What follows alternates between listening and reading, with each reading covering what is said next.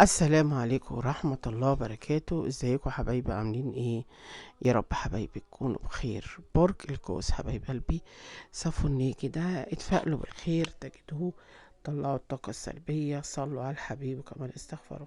طبعا حبايبي اللي أول مرة بيزوروا قناة أم أحمد ما تنسوش تعملوا اشتراك وشير ولايك للفيديو. حبايبي بقى أولادي وأخواتي الموجودين في القناة، حطوا اللايك وشيروا الفيديو وننزل نكتب كومنتات، نصلي على الحبيب ونستغفر. طبعا حبايبي لازم يكون عندكم يقين وثقة في الله وحده، لا يعلم الغيب إلا الله، محمد رسول الله، لا حول ولا قوة إلا بالله العلي العظيم. ما شاء الله انت عندك في أخبار حلوة وعندك انتصارك. انت هتخش في طاقة إيجابية، هيكون في خير ورزق وتفاؤل. يعني الأيام الجاية هيكون في عندك خير ورزق. انت بقالك فترة بتشتغل نفسك، بقالك فترة كبيرة بتعافر وتجاهد عشان توصل للهدف، وفعلا هتوصل لهدفك وهتكمل الحاجة اللي انت كان نفسك فيها. انت من صغر سنك وانت شايل المسؤولية وبتعافر وتجاهد عشان توصل لأحسن حاجة، وفعلا هتوصل لأحسن حاجة، وده بفضل ربنا عليك. وهيكون عندك فيه لم شمل وهيكون عندك أمور حلوة جدا. بس لازم انت ظالم نفسك بنفسك. في عندك طاقة سلبية، عندك حاجة، انت ما عندكش علاقة عاطفية بتكمل عندك. بس الفترة الجاية هيكون عندك خطوبة، اعلان، فرحة. انت دخلت في علاقات كتيرة جدا ومفيش علاقة كملت. دخلت في علاقة مع برج الحمل وحصل فيها فشل بسبب الأهل اتدخلوا. دخلت علاقة مع برج العذراء كمان، أهل العذراء ما كانوش ناس كويسة، كان بتوع مشاكل وما كانوش بيحبوا الحاجة الكويسة لحد، أذوك وظلموك رغم ان انت كنت طيب وكويس معاهم. وده اللي تعبك وكسرك، ان انت كويس مع الناس، بس دايما بيجيبوا الغلط عليك. والحق انت هيكون عندك فيه اخبار حلوة الفترة الجاية، رغم ان انت عندك فيه ديون وهتسدها الفترة الجاية بإذن الله، لأن ربنا هيفرج عليك بإذن واحد أحد. انت تفكيرك كمان تفكير رهيب، مش بسهولة بتفكر ومش بسهولة برضو بتاخد قرار. كان في عندك علاقة مع برج الحمل، هيكون في بينكوا رجوع بينك وبينه، ده بإذن ربنا. بس تحاول ان انت تهدى. في عندك رزق وسعادة جايلك الفترة الجاية، في انفراجة وانطلاقة حلوة بينك وبين حد. في فرق في السن، في ديانة بينك وبين حد، فرق في العادات في التقاليد، في فروق بينك وبين حد. وانت بتحاول تصلح الامور بكل الطرق. عندك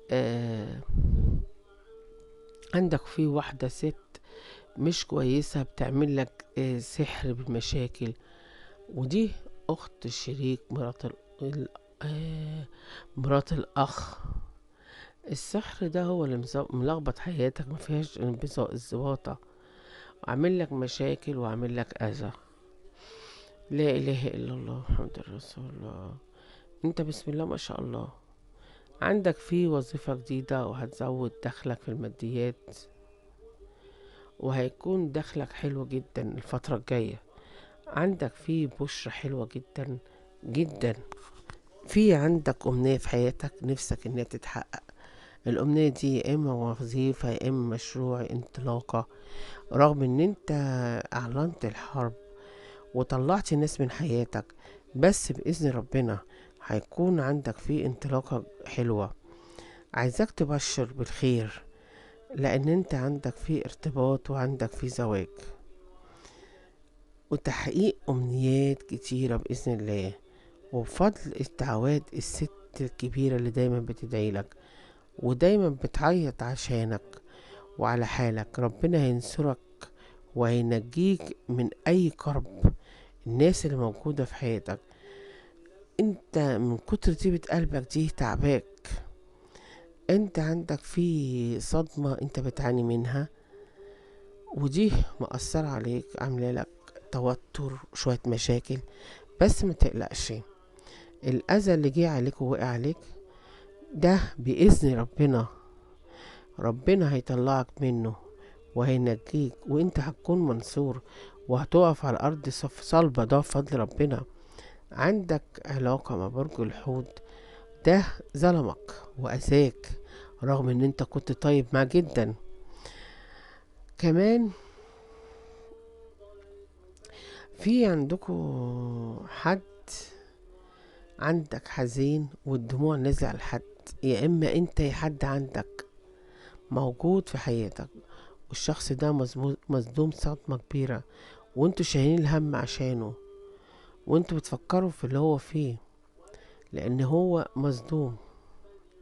عندك كمان حد انت دايما بتحاسبن عليه كتير، الحد ده جه عليك وظلمك، انت وقع عليك ظلم من ناس كتيرة جدا، رغم ان انت طيب مع كل الناس، انت اقرب مليك بياكل فيك وياكله بيقطعه. عندك كان عندك علاقة مع برج العذراء وحصل انفصال بسبب ان انت تعبت وظلمت. انتوا دايما مظلومين وبتظلموا نفسكوا، عندكوا محكمة انت هتخشوا فيها هتكون فيها الخير، احساسكوا دايما عالي، بس العلاقات عندكوا فيها مشاكل. ما تقلقش، هيكون في استقرار بسبب العيون وبسبب ان انت ما بتخش في علاقة بالأسف بتدي كتير زيادة عن اللزوم. عندك علاقة مع برج العقرب، وبرج العقرب ظلمك، برج العقرب ظلمك وجه عليك وغدر بيك. عندك أهل الشريك مش حابين لك الخير ودايما بيتكلموا عليك ودايما أذينك.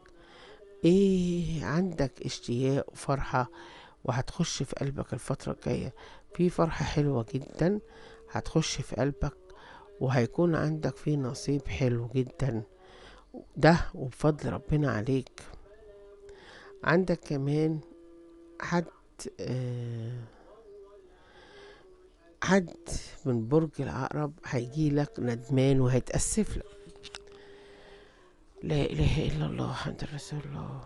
انت شخص تلقائي جدا، بتتعامل بطبيعتك، انت بتحاول تعمل حاجات كتيرة وفي نفس الوقت لا إله إلا الله.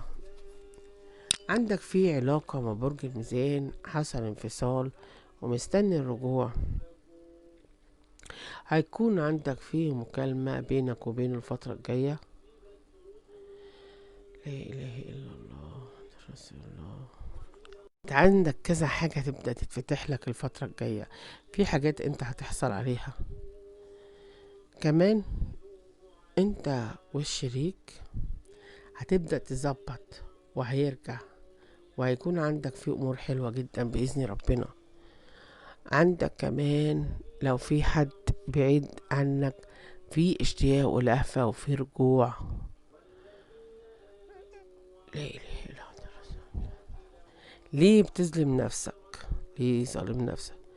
ليه وقعت في نفسك في مشكلة وفي حد وقعك في مشكلة، انت بتحاول ان انت تتخلص منها، بتحاول ان انت تدافع عن نفسك وعن شريك حياتك، والتهمة اللي جت عليك انت بتحاول تدافع عنها وبتحاول ان انت تخرج منها بكل الطرق، بس دايما دايما مظلوم، مظلوم وجاي عليك، وده ناس كتير ظلمتك وجاي عليك رغم ان انت كويس جدا معاهم. انت بتدور على راحة البال ومش لاقيها، بتدور على الاستقرار مش لاقيه، بس ما تقلقش لان انت هيكون عندك راحة البال. في عندك كده حرب الفترة الجاية انت هتعلنها عن الناس، انت هتطلعها من حياتك. في عندك سنين عشتها في عذاب وعشته، في عندك توتر وحيرة، عندك حد بيتدخل في حياتك بطريقة قوية، بطريقة رهيبة في حياتك.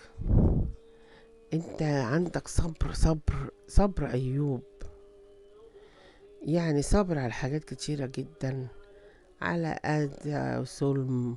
صابر وبتقول انا هفضل اصبر اصبر لغاية ما اجيب اخرها. في حاجات كتيرة عامله لك وقف الحال، وعندك في سحر هو ده اللي مقالب حياتك. في عندك باب مقفول قدامك، بس انت عندك يقين وثقة في الله وحده ان هو هيغير من حياتك، ان هو هيديك. في عندك خيانة، لا اله الا الله. حصل خيانة من اقرب الناس، خانتك وجيت عليك. في عندك رابط بينك وبين حد، والرابط ده رابط روحاني، حد انت بتحبه جامد. عندك كمان، عندك حرف الميم واليه، وحرف الواو، وحرف الألف، وحرف النون والسين، دول موجودين جوه حياتك. مين الشخص اللي بيطبطب عليك وقت حزنك، وقت تعبك، وقت ما بتلاقي نفسك تعبان؟ بتلاقيه هو بيديك الطاقة الإيجابية. مين؟ انت عندك حد تعبان وانت شايل همه، ربنا يشفي كل مريض. انتوا بسم الله ما شاء الله عليكم. انت غيرت المكان اللي انت فيه، وناوي تغيره الفترة الجاية كمان. السحر اللي هو عامل لك التعب والعراكيل، لا اله الا الله محمد رسول الله، لا حول ولا قوة الا بالله. بس انت عندك فيه سحر ومرشوش. في عندك علاقات هترجع من تاني. انت بسم الله ما شاء الله عليك. السحر اللي معمول لك ده من ناس قريبة، مفيش حد ما بيعرفش، محدش يعرف حاجة عن حد وهيعمل له سحر. اللي بيعمل سحر ده بيكون عارف كل تفاصيل حياتك. انت بقالك فترة مقهور ظلم، والست اللي عندك ديت ست كده هي وبنتها بتحقد وغيرانة منك، وغيرين منك بكل الطرق ومش حابين لك الخير. عامل ممكن تكون من دمك ولحمك، او هم مش حابين لك الخير. العلاقة اللي عندك مع برج القوس، حصل بينك وبينه ايه؟ كملتوا ولا سبتوا بعض ولا عملتوا ايه؟ عندك كمان بسم الله ما شاء الله، عندك فيه طاقة تفكير. انت بتفكر في حاجات كتيرة جدا وعايز تعملها، بس لازم تاخدها واحدة واحدة. ما ينفعش تطلع السلم مرة واحدة. إن- انت هتطلع السلم وهتكون منصور، وهتخطي مشاكل كتيرة في حياتك، بس تبدأ واحدة واحدة. ما تنفعش ان انت تطلع مرة واحدة، هتجري كده ممكن تتعب. لازم تطلع واحدة واحدة. انت بتسامح كتير، ودي مشكلتك ان انت بتسامح. بلاش تسامح اكتر زيادة عن اللزوم. حاول ان انت توقف وتهدي نفسك كده. النفور اللي بينك وبين الشريك ده الفترة الجاية ده هيكون من صلحك، وكمان هيكون عندك فيه تغيير حلو. في ناس كتيرة كده بتنخور، ناس منافقة بوشين. انت بسم الله ما شاء الله عندك حد كده عامل زي الحية، أعوذ بالله من الشيطان الرجيم. هو شخص نرجسي، شخص تعبان. مين الشخص اللي بيضايقك دايما وعايز يستفزك على الفاضية والمليانة؟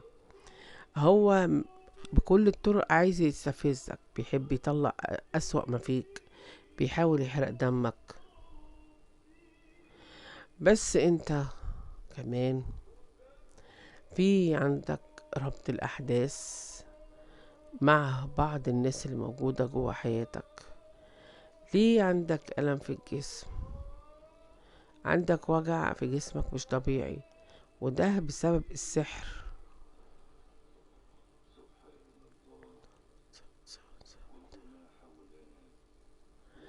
انت وقف الحال اللي عندك ده من الناس القريبة، الناس اللي هي من دمك ولحمك. انت بتدفع تمن طيبة القلب. خلي بالك السحر مسيطر عليك وعلى اللي حواليك، ومسيطر على حياتك. العلاقة اللي معاك مع برج الجدي دي، في علاقة هتبدأ تتفتح من ليك تاني. في عندك اتصال انت مستنيه، وعندك فيه لهفة واشتياق ليه. انت دايما بتبني مستقبلك. بلاش تظلم نفسك بنفسك بسبب القرارات اللي مبتكونش صح. انت بتحاول تحارب الفترة دي والخلافات وحاجات كتيرة في حياتك. في حاجات كتيرة ظلمتك، وفي حاجات تعباك، بس انت بتحاول تطلع من اللي انت فيه. انت حاسس بالقهر والظلم من الناس القريبة من حياتك، حاسس بالظلم الناس اللي جوه حياتك. حاول ان انت تقف على ارض صلبة عشان خاطر انت عندك في انتصار ليك. لا اله الا الله محمد رسول الله. حط اللايك. انت حاسس بالغربة، حاسس ان انت لوحدك، حاسس ان مفيش حد معاك، رغم ان انت هيكون عندك فيه اخبار حلوة. عندك عندك بعض التقلبات اللي بتبقى واقفة قدامك، اللي بتخليك ترجع لورا. في عندك شخص بيحبك وبيحاول يقرب منك وبيحاول يساعدك، بس انت من كتر الصدمات وكتر الغدر اللي انت وقع عليك من المقربين ما بقتش ليك نفس لأي حاجة. ودايما بتحب الحياة وبتحب ان انت تعيشها، وبتحب ان انت تتخلص من كل التوتر ومن كل الحيرة. بتحاول دايما تقف على أرض الصلبة، بس دايما بتتعرض للخيانة، دايما بتتعرض للغدر. وانت دايما بتسامح وبتدفع انت الثمن. انت ما شاء الله عليك، عندك في امور هيكون فيها طاقة ايجابية. كمان عندك في بشرة جايالك خلال الفترة الجاية. البشرة دي هتكون تحقيق هدف، تحقيق أمنية، والله أعلى وأعلم باللي انت نفسك كنت تحققه. عندك في جبر خاطر ليك. ما تزعلش أبدا على الفترة اللي عدت في حياتك. في فيها كان شوية تعب وتقلبات. هيكون عندك في تحسين، وهيكون عندك كمان أمورك هتتظبط. بس لازم تخلي بالك من المقربين اللي هم بيراقبوك، اللي دايما بيراقبوك وحاطينك كده في بالهم. بلاش تتعصب وبلاش تضايق نفسك. حاول تهدي من نفسك من أعصابك، وأمورك هتتحسن. بس لازم تخلي بالك اللي بيراقبك واللي عايز يوقعك واللي مستني أصلا وقوعك. خلي بالك من كل اللي حواليك. ايه اللي ايه اللي سرق منك او ضاع منك؟ انت هتخش في طاقة ايجابية، لان مش هيكون عندك في رجوع حق. انت هتعوض اللي راح منك، وده بفضل ربنا. شوف ايه اللي ضاع منك وهتعوضه الفترة الجاية. هيكون عندك طاقة ايجابية. حاسس ان انت عندك التوتر هو ملخبط حياتك، فانا مش عايزك تبقى كده. إن انت ايام السعادة قريبة منك، ايام الخير قريبة منك، فانت بلاش توتر نفسك بنفسك. عندك في طاقة تفكير قوية. في عندك امور هتبدأ تحلم بيها من جديد، وامور هتبدأ تظبطها في حياتك الفترة الجاية. لا اله الا الله. انت الفترة دي الامور ماشية معاك وتقيلة على قلبك وحياتك، وده بسبب اللخبطة. عايزاك كده تخلي بالك، لان في عندك باب الماضي هيرجع يتفتح لك من تاني. وهيعمل لك مشكلة، وانت لو انت ما خدتش القرار، هيكون عندك الفترة الجاية تحرير من علاقة بقالك فترة انت عايز تطلع منها، وان شاء الله ربنا يحلها ويفكها يا رب. واقول لكم ايه، السلام عليكم ورحمة الله وبركاته.